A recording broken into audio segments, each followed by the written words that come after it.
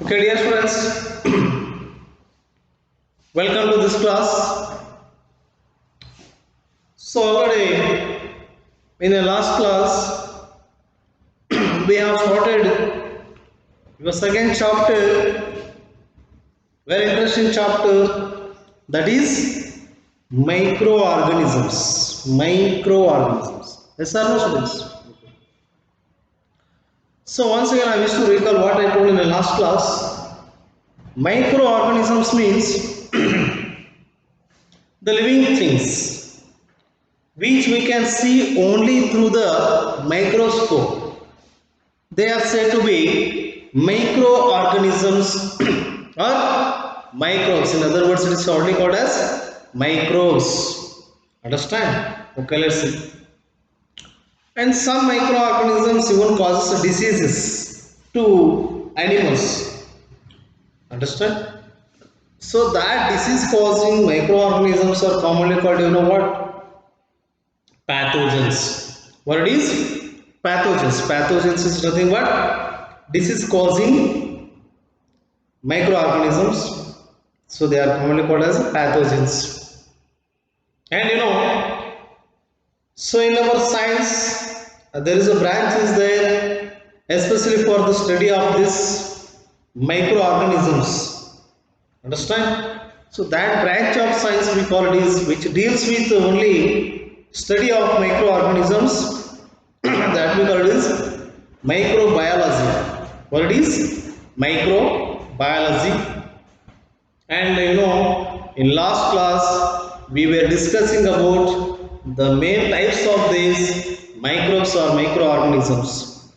So the totally these microorganisms are classified into five groups. Five groups: bacteria, protozoan, algae, fungi, and finally viruses. Yes or no, students? Okay. In already last class, I explained the four main types of that microorganisms like even bacteria, protozoa, then algae and fungi. So remaining one microorganism is there, that is viruses. Okay, let's see students. Let's come to the last main type of a microorganism, that is viruses, and let's see what are the main characteristics or features of this viruses. Let's see. Fifth main type of microorganisms, that is viruses. So in plural form we call it viruses, singular form virus. Understand? Bacteria is a plural form, singular it is called bacterium. Understand? Fungi is a plural form, single form what it is? Fungus. Understand, like that. Last, virus is a plural form, in singular way it is only virus. So this is the fifth main type of microorganisms. So whole microorganisms are grouped under five main classes. Remember these five main classes: bacteria, protozoa, then what? Algae, fungi, and finally viruses. Let's see students the characteristic features of this viruses. They are the smallest microorganisms. They are the smallest microorganisms that can only be seen under a electron microscope. Very important, students. So among all, total five types of microorganisms are there. Among all five types of microorganisms, viruses are the smallest microorganisms. Viruses are the smallest microorganisms. Remember, smallest means their body size. Even their body size is measured in a micron. What it is? Micron. Understand? So micron is a very smallest measuring what it is thing. Understand? So the body size of these viruses, it is measured in the unit micron, very smallest measuring unit. It is a micron. Understand? It is measured in micron. Understand? Micron means centimeter contains a millimeters.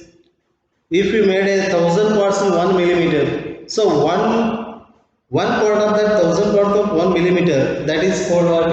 Micron. Micron. Understand? So micron means millimeter. 1 by 10,000 millimeter. The one part of that, understand? If we made 1,000 parts in a 1 millimeter, so one part of that millimeter we call it as a 1 micron. Just imagine how smallest it is size. Hence, the body size of this viruses it is measured in a unit, that is micron. Okay, so they are the smallest microorganisms that can only be seen not in a common microscope. Special microscope is there, that is electron microscope. So very big is, understand? So normal microscope ನೋಡಿದ್ರಿ ಅದು 10 times bigger ಅಲ್ಲಿ ತೋರಿಸುತ್ತೆ. Normal ಆಗಿ microscope ಅಲ್ಲಿ ನೋಡಿದ್ರೆ ಏನು ಮಾಡ್ತದೆ, ಯಾವುದೇ ಒಂದು ಆರ್ಗನಿಸಮ್ 10 times bigger ಆಗಿ ತೋರಿಸುತ್ತೆ, 10 ಪಟ್ಟು ದೊಡ್ಡದಾಗಿ ತೋರಿಸುತ್ತೆ. ಬಟ್ ಎಲೆಕ್ಟ್ರಾನ್ ಮೈಕ್ರೋಸ್ಕೋಪ್ ಅಂದ್ರೆ 1000 ಪಟ್ಟು 1000 times bigger size ಅಲ್ಲಿ ತೋರಿಸುತ್ತೆ. ಇದು ಯಾವುದು? electron microscope. Hence, you can see this microorganisms, that means virus, only under not normal microscope, under electron microscope. Understand? Okay. Let's see. They are made up of genetic material surrounded by a protein coat. They are made up of genetic material surrounded by a protein coat. So genetic material is made up of protein coat. The two kinds of genetic materials are there, DNA and RNA. DNA means deoxyribose nucleic acid and RNA means ribose nucleic acid. Normally in viruses we see the RNA material. RNA as a genetic material. So RNA is a protein coat. Understand? So they are made of genetic material surrounded by protein coat. The genetic material is surrounded by protein coat. We are human beings, you know. In our body cells, we have also genetic material. That is a DNA is there. We have a DNA as a genetic material. But in case of viruses, they have genetic material, that is RNA. RNA means ribose nucleic acid. DNA means deoxyribose nucleic acid. So normally all human beings and other living beings, they have a DNA as a genetic material. But viruses have RNA as a genetic material. So RNA means ribose nucleic acid. So they are made of genetic material surrounded by a protein coat. They can multiply inside a living host cell. Very important point to be remember. They can multiply. Multiply means what, you know? They don't make any mathematical expressions. They can multiply inside a living host cell. Multiply means they reproduce. Remember, it reproduces sexually, not bisexually. Viruses reproduce sexually.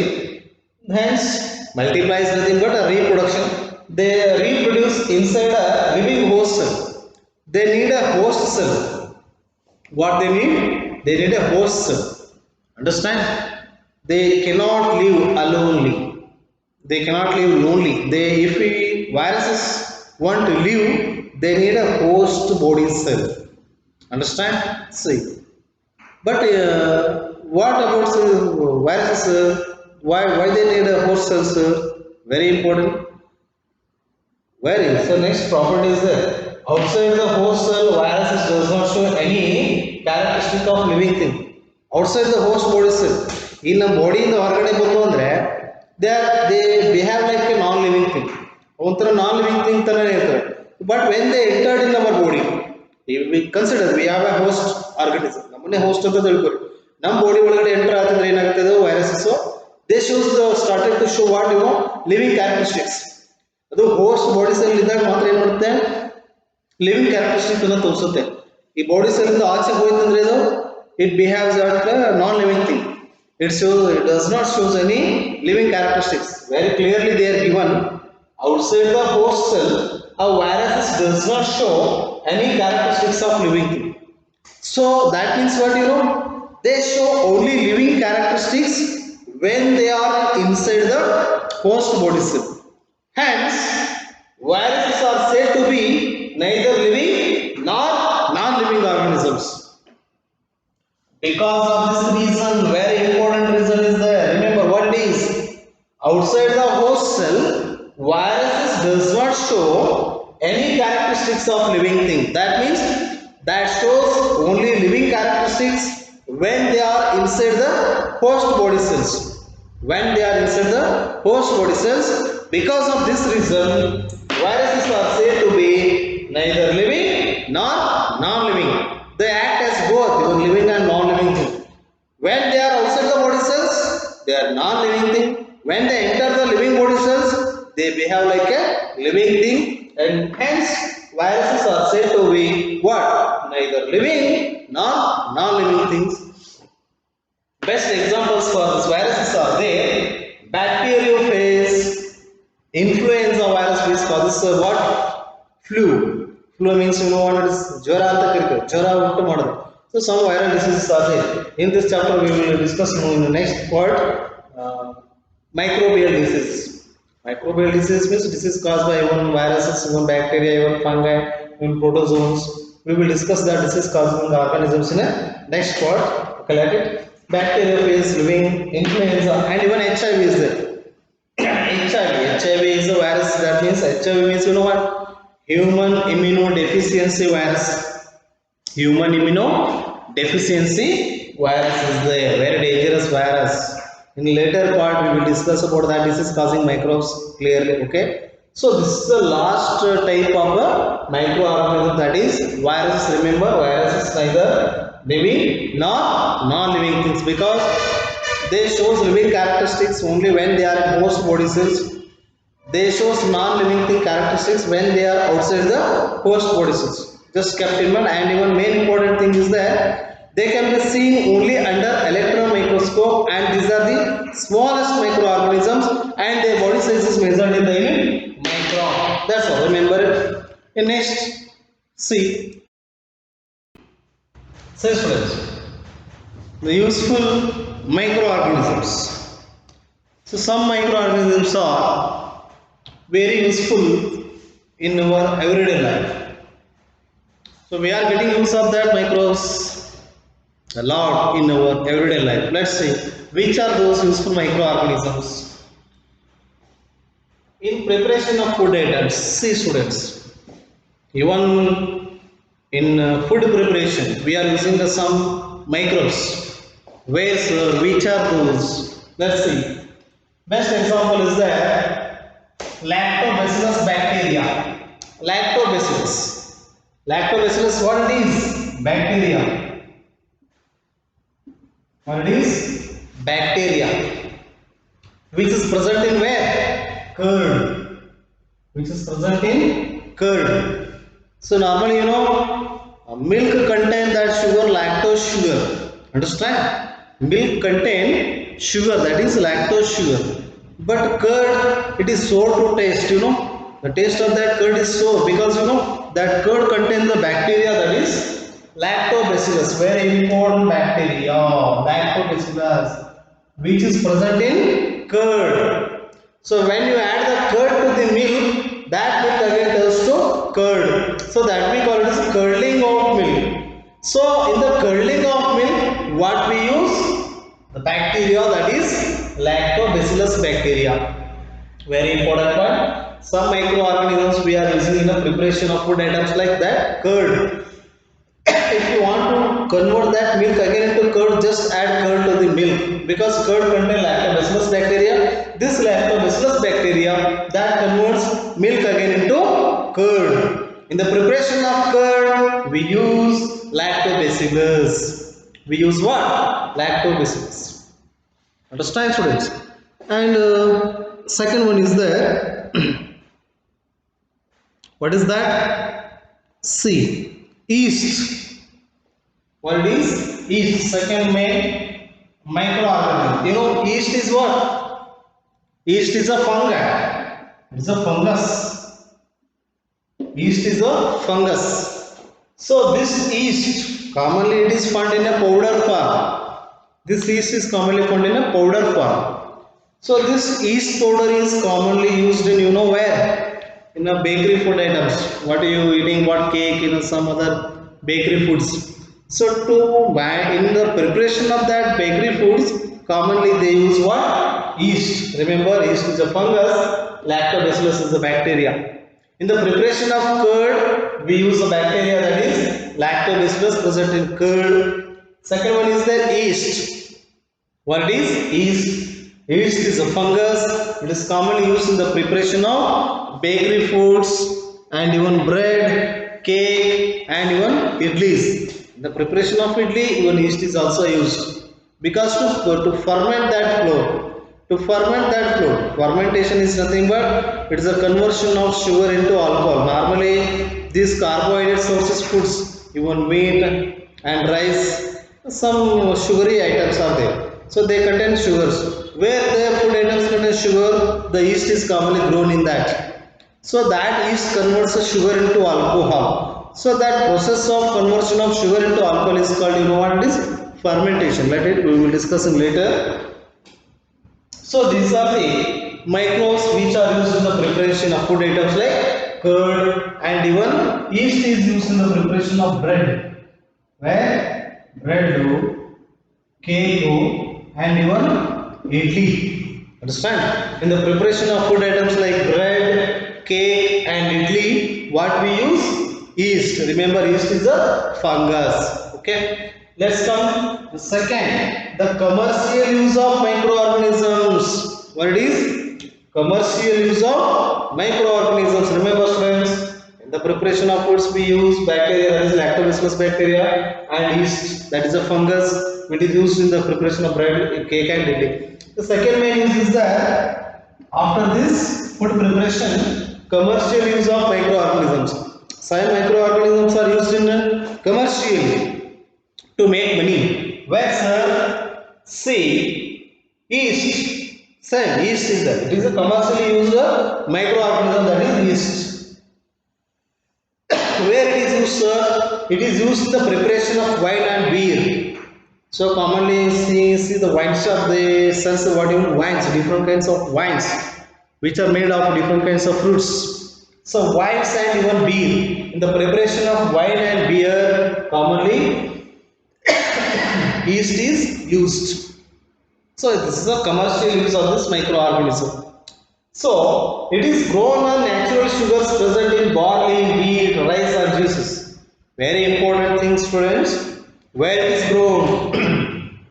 It is grown on natural sugars. See. So this is the natural sugars present in the food items like even rice, barley, wheat and even juices. Understand? So already you know the carbohydrate sources. All that carbohydrate sources contain sugars. So this yeast is commonly grown on natural sugars present in barley, wheat, rice and juices, etc. Okay.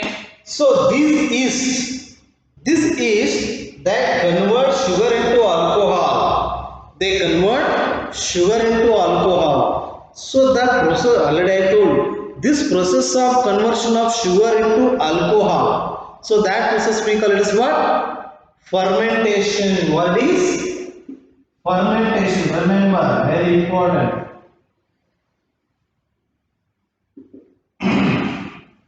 Fermentation is what you know? The process of conversion of sugar into alcohol. The process of conversion of sugar into alcohol, that is called fermentation. Understand? Even this wine and beer, these are prepared even by the process fermentation. So to ferment that food material, what they use? Yeast. Because yeast is a fungus that converts sugar into alcohol. That means it is a fermentation. By this process fermentation, they can prepare wine and beer. Understand? Wine and beer are they prepared by the using the process fermentation. In this fermentation process, what they use? Yeast fungus. So this is the one commercial use of microorganism, that is a yeast. And remember last one is that it is the main source of B complex vitamin. It is the main source of B complex vitamins. So generally in the medical shops, your vitamin B complex tablets are available. So in that preparation of that B complex vitamins, so even commonly yeast is used. Understand? So these are the commercial use of this microorganism, like that is yeast. Okay. So other uses are there. So we will discuss that other uses of this microorganisms in a next classes. Understand? So take down these notes in your ICW and read it well. So we will discuss more useful microorganisms in a next classes. I hope clearly understood in this what I said in this class. Okay, so we will meet you in the next class with a next concept. Okay, thank you for watching this class.